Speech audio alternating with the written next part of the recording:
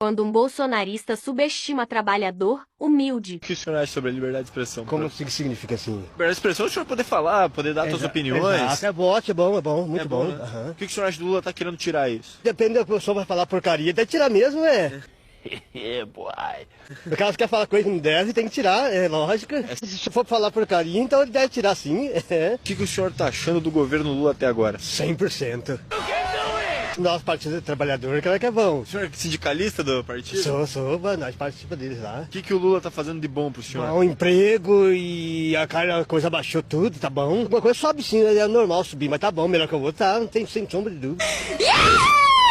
Tá com pau, Tá bom o preço do feijão, do arroz, do óleo? Tá bom, melhor que o outro. Quando era pro outro passado, nós não comprava nada, um carro, nem televisão, nem nada, e hoje nós compra. O senhor conseguiu comprar carro por conta do Lula? Graças a Deus, compramos. Mas por conta do Lula? Por conta do Lula. Eu acho que foi por conta do trabalho do senhor. Não, mas porque ele deu condições pra nós, né? O outro não dá condições nós, só quer derrubar nós. 3 minutos para você entender essa fraude aí do INSS que acabou de ser descoberta. Ponto número 1 e o mais importante.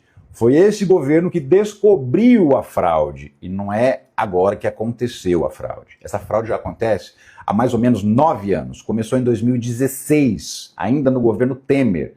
Passou todo o governo Temer, todo o governo Bolsonaro e os 2 primeiros anos do governo Lula. O que é essa fraude? Existem sindicatos e associações envolvidas. Como é que funciona? Um trabalhador que quer se aposentar procura o sindicato e fala, estou precisando de um advogado aí para andar com os processos da minha aposentadoria. O sindicato diz para esse trabalhador, ok, fica sócio do sindicato que a gente te fornece o advogado de graça. O trabalhador se associa e aí consegue fazer a sua aposentadoria e depois ele passa a ter a mensalidade do sindicato descontada da sua aposentadoria. A mesma coisa, existem associações de aposentados, de pensionistas, que funcionam como se fossem clubes de benefícios. Essas entidades procuram as pessoas que já são aposentadas e oferecem assistência jurídica, desconto em academia, desconto em farmácia, várias vantagens financeiras se o aposentado se associar a essas entidades. Alguns topam, a maioria diz que não quer. E aí que começa o problema. Muitas dessas pessoas que disseram que não queriam, mesmo assim foram incluídas, como se tivessem tido vontade de se associar. E passaram a ter desconto nas suas aposentadorias entre 40 e 70 reais por mês. Esse dinheiro era repassado pelo INSS para as entidades, essas associações, e as associações passavam esse dinheiro para empresas de fachada, que eram as empresas dos criminosos, dos verdadeiros ladrões. O presidente do INSS foi afastado. Por quê? Porque ele é servidor de carreira, ele é funcionário público concursado, já está há muitos anos lá, e foi escolhido a ser o chefe do INSS, e ele foi afastado porque a polícia ainda precisa descobrir se foi só incompetência dele de não fiscalizar direito os convênios ou se ele também participava do esquema e levava grana. Ainda não está claro isso, a Polícia Federal ainda está tentando descobrir essa parte, se ele realmente é criminoso ou se ele é só um servidor incompetente. De qualquer maneira, ele foi afastado e o governo decidiu suspender todos os descontos dos aposentados. São 6 milhões de aposentados que tinham algum tipo de desconto associativo na sua folha de pagamento. Todos esses 6 milhões terão desconto suspenso. Vai ter um pente fino para verificar quem realmente autorizou e quem não autorizou, e esses descontos só vão voltar a ser feitos naquelas pessoas que de fato autorizaram esse desconto. Então, quem não autorizou, essa fraude vai ser interrompida imediatamente. Isso ainda vai dar muito problema para frente, mas o que está acontecendo até o momento é isso. Não vá falar besteira no grupo de Zap da família. Agora você já entendeu, hein? Eu queria fazer algumas considerações sobre isso, né? Porque as pessoas que não são operadores do direito ou que não entendem muita coisa, acham assim que o Bolsonaro realmente está sendo perseguido de uma internação. Vamos lá, 2 pontos. O primeiro ponto é que ele fica todo o tempo tentando constranger a oficial de justiça, perguntando para ela quem foi, de quem partiu a ordem para que ele seja citado lá no hospital. Acontece que, muito bem explicou a oficial de justiça, que o mandado foi expedido pela Secretaria do Supremo Tribunal Federal no dia 11 de abril. E o moribundo foi internado, com obstrução intestinal no dia 13 de abril. Portanto, o mandado foi expedido antes da sua internação. Ele fosse, realmente citado oficialmente. Por quê? Porque ele fez uma live, dentro da UTI para vender capacete, sei lá o que foi. E demonstrou que ele tinha plena consciência e capacidade de saúde para entender o que estava acontecendo, o ato jurídico, né, o ato processual, né, plenamente capaz de entender, e poderia muito bem assinar, né, até porque ele está comendo muito bem com uma sonda colada no nariz, né, fazendo piada, transformou ali o quarto da UTI num set de filmagem para fazer cortes para as redes sociais. Portanto, ele estava tentando se esquivar da justiça, né, para que o prazo dele não começasse a correr. Outra coisa, no mandado de citação é comum, é da praxe, né, processual, de que vá o nome do juiz, por ordem do juiz tal. Como o juiz relator é o ministro Alexandre de Moraes, é expedido pela secretaria por ordem do juiz Alexandre de Moraes. Se fosse o Fux, o relator, por ordem do Fux.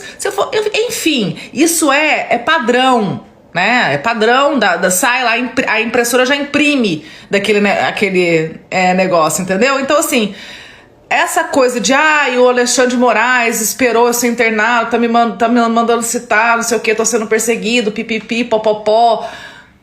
Só cai quem quer no golpe, né? Mais uma vez, as pessoas querem cair no golpe, esse é o problema. E na terça-feira ele participou com uma live com os filhos dele, o Carlos, o Eduardo e o Flávio, e o ex-piloto Nelson Piquet, para vender capacete, Rodrigo. Você não entendeu errado, não. O Bolsonaro fez live para vender capacete para o Nelson Piquet. Eles são amigos, né? Olha aí, ó. Olha aqui, tá aqui no telão. O Bolsonaro com cicatriz, com tubo no nariz e tal, na live, olha lá, o Piquet e os filhos do Bolsonaro fazendo a venda do capacete. Se pode vender capacete, pode virar réu, pode ser citado, né? Pode andar o processo que deve terminar, provavelmente, com a condenação de Jair Bolsonaro. E eu fiquei muito chateado mesmo, muito triste com Bolsonaro sendo intimado. Um pobre homem moribundo, estava acabado, sua vida tinha ido e ele foi intimado. Só que um dia antes ele estava fazendo uma super live, que era a live do capacete Bolsonaro. Um dia antes, esse homem que estava assim indo, vendo a luz, ele fez uma super live com o Nelson Piquet, vendendo capacete. Inclusive 3 capacetes foram sorteados para os seus apoiadores. Que curioso, assim, é algo fantástico. Ele, da noite para o dia, ele estava muito mal, muito bem, muito mal, depende para qual propósito, mas o mais legal é que a oficial de justiça vai entregar lá o documento, a citação, e tem uma câmera já filmando com vários ângulos. Aí ele pergunta para ela, diz o nome de quem está me intimando, diz o nome. O cara é um teatreiro, né? Olha, eu como ator, eu fico com inveja, porque ele é o melhor ator que eu já conheci. Engana muita gente que tem alguns neurônios a menos, né? Porque a média da população, 70% achou uma farsa aquilo. E aí os apoiadores do Bolsonaro ficam dizendo que não foi cumprido o artigo 244, inciso 4, do Código de Processo Civil, que é o que regula essas citações. Aí eu vou ler para vocês o que diz o artigo 244, inciso 4 do CPC. Ele diz o seguinte: não se fará a citação, aí vem o inciso 4, do doente enquanto grave seu estado. Olha, um doente grave não faz live vendendo capacete, nem fazendo sorteio de capacete, nem atacando urna eletrônica, que é o que ele tinha feito um dia antes. Aí estão dizendo que não poderia fazer citação no hospital. Não é o que diz o artigo 244, inciso 4. E cá entre nós, eu tive um pai que ficou 1 mês na UTI. Meu pai veio a óbito. Ele ficou 1 mês na UTI. Não há condições mínimas de aquilo acontecer dentro de uma UTI de qualquer cidadão, cidadã que já ficou nesse tipo de estabelecimento. Então, quer dizer, é uma farsa em cima de outra farsa, que é em cima de outra farsa. E eu acho muito legal que o Bolsonaro disse que ele está sendo julgado por um tribunal nazista. Logo ele que em 2004 fez uma carta para os nazistas, que está em diversos sites nazistas, dando Feliz Natal e Feliz Ano Novo para os nazistas, no caso para os neonazistas, e inclusive nos sites neonazistas faziam vinculações com o site do Bolsonaro. Isso em 2004. A Adriana Dias, uma grande amiga, uma grande pesquisadora, descobriu esse documento. E aí, num ato falho, um deputado federal bolsonarista disse o seguinte: nossa, o que o Bolsonaro está passando é o Tribunal de Nuremberg. É óbvio que é o Tribunal de Nuremberg, sabe por quê? Porque o Tribunal de Nuremberg julgou os nazistas na Segunda Guerra Mundial. Os nazistas eram condenados no Tribunal de Nuremberg frente a tudo que eles fizeram. Então, não deixa de ser.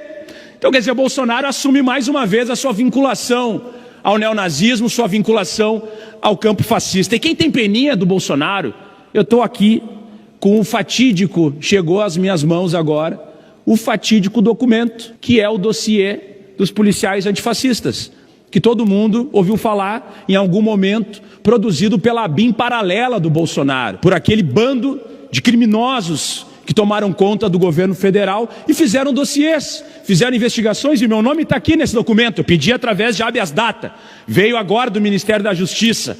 E olha só que interessante, o primeiro parágrafo, o que eles falam sobre os antifascistas, porque esse documento aqui era para caçar antifascistas. Quem é que caça antifascistas? É só tirar o anti, tu vai entregar fascistas, não é isso? Pois bem, ele diz o seguinte: o antifascismo representa um grupo internacionalmente que lutam contra o fascismo e o autoritarismo. Parabéns! Nossa, que problema lutar contra o fascismo e o autoritarismo, reconhecido no próprio dossiê. E lá pelas tantas o meu nome aparece aqui nesse dossiê e diz o seguinte: deputado que foi cassado, inclusive esse deputado que era ligado aos bolsonaros, era unha e carne aos bolsonaros, foi cassado por corrupção aqui na Assembleia, denunciou ao Procurador-Geral de Justiça do Ministério Público do Estado do Rio Grande do Sul, né, contra o policial Leonel Hadi. Eu estava como policial e ele me denunciando porque eu me declarava um policial antifascista, porque eu me declarava um defensor da democracia e ele me monitorava. E esses grupos me monitoravam. Eu fui informado pelo gabinete de inteligência da Polícia Civil que existiam membros desse gabinete paralelo do Bolsonaro que estavam em Porto Alegre me monitorando porque eu era um defensor da democracia e da luta antifascista.